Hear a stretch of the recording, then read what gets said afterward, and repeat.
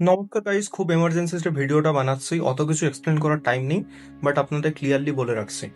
আগামীকাল আপনার 12 তারিখ এবং 13 তারিখ, এই দুটো দিন আমাদের গ্রহণ চলবে। গ্রহণ বলতে এখানে সূর্যগ্রহণের কথা বলা হচ্ছে।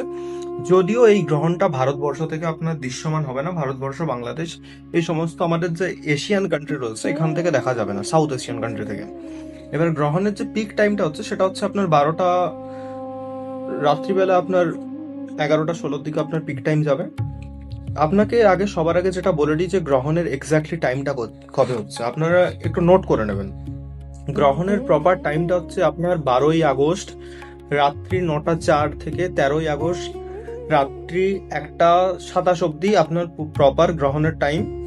টোটাল গ্রহণ চলবে আপনার ধরুন 4 ঘন্টা 23 মিনিট। সব থেকে ভালো আপনাকে বলে রাখছি, আপনি প্রপারলি নোট করে নিন। সকাল মানে রাত্রি 9টা থেকে আপনার রাত্রি 1:30টা পর্যন্ত এই গ্রহণটা চলবে। 11টা 16 সময় গ্রহণটা পিক পজিশনে যাবে। এই টাইমটা খুব ভাইটাল, যেটা নিয়ে আপনাকে আমি একটু পরে বলছি। এবার গ্রহণ যেটা হচ্ছে আপনার ইউরোপে হবে।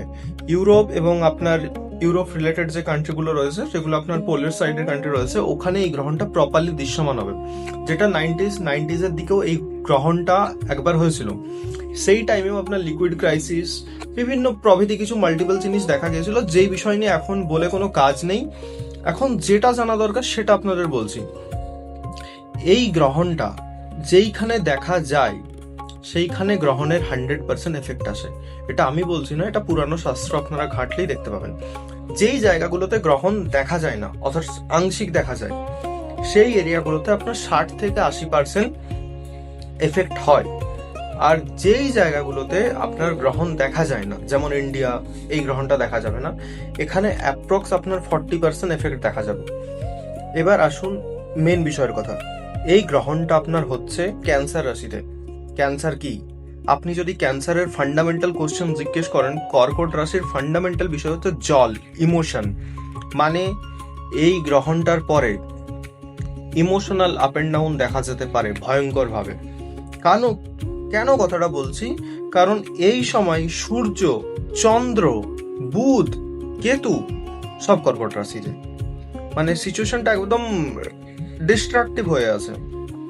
শুধু তাই নয়, এই টাইমটাতে যে গ্রহণের যে টাইমটা বললাম আপনার 9টা থেকে 1:30টা অবধি, এই টাইমটার মধ্যে আপনাকে কিছু কিছু রিচুয়াল পারফর্ম করতে হবে যদি আপনি গ্রহণের আলটিমেটলি বেনিফিটটা নিতে চান।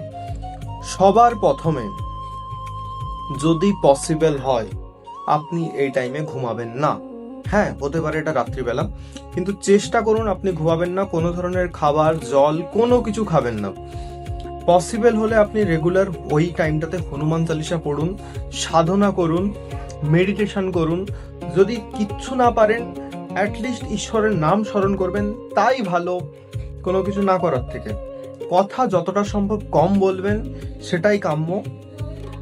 আর আমি যদি কোনো কিছু সাজেস্ট করতে বলি, আমি বলবো এই টাইমটা সব থেকে সেরা টাইম হচ্ছে আপনার ম্যানিফেস্টেশনের জন্য। আমরা গ্রহণ জিনিসটাকে খুব নেগেটিভ ওয়েতে দেখি, বাট গ্রহণ অ্যাকচুয়ালি পজিটিভ। গ্রহণ শব্দটাকে আপনি যদি অ্যানালিসিস করে দেখেন, গ্রহণ মানে আমরা কোনো কিছু গ্রহণ করছি, মানে আমাদের ডেভেলপমেন্টের জন্য। আমরা সেটাকে ভালো অর্থে না দেখে খুব খারাপ অর্থে দেখি। তাই আপনাদের উচিত বিষয়টাকে খুব ভালোভাবে বোঝা। আর 12 তারিখ এবং 13 তারিখ আপনি সূর্যে জল দেবেন, মানে সূর্যে অর্ঘ্য দেওয়ার যে বিষয়টা, সেটা মাস্ট পারফর্ম করবেন। আর যে বিষয় নিয়ে কিছু সাবধান করা রয়েছে, এক তো ওই দিন আপনি ননভেজ খাবেন না। 12 তারিখ 13 তারিখ পেঁয়াজ রসুন যদি খান, আমি খেতে বারণ করব। যদি সব থেকে ভালো হয় আপনি কোনো কিছু না খেয়েই থাকেন।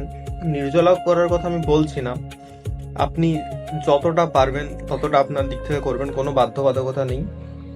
কিন্তু 9টা থেকে 1:30টা টাইম যেন কিছুই খাবেন না, সেটা আপনাদের কাছে একটা রিকোয়েস্ট রাখছি।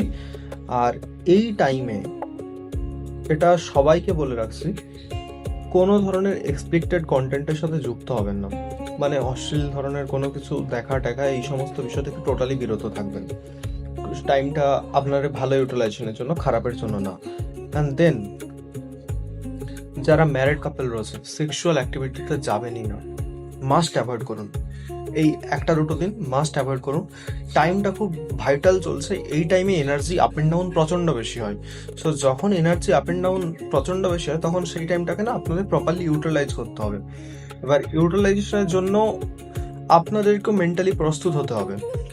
সো এখন আপনাদেরকে যেইটা বলার রয়েছে, এক, এই দিনটা মেডিটেশন করুন, এই দিনটা ম্যানিফেস্টেশন করুন, হনুমান চালিসা পড়ুন, ঈশ্বরের নাম স্মরণ করুন, আপনার যে মনের অধরা অপূর্ণ ইচ্ছা রয়েছে আপনি সেগুলো নিয়ে প্রার্থনা করুন, সফল হয়ে যাবেন।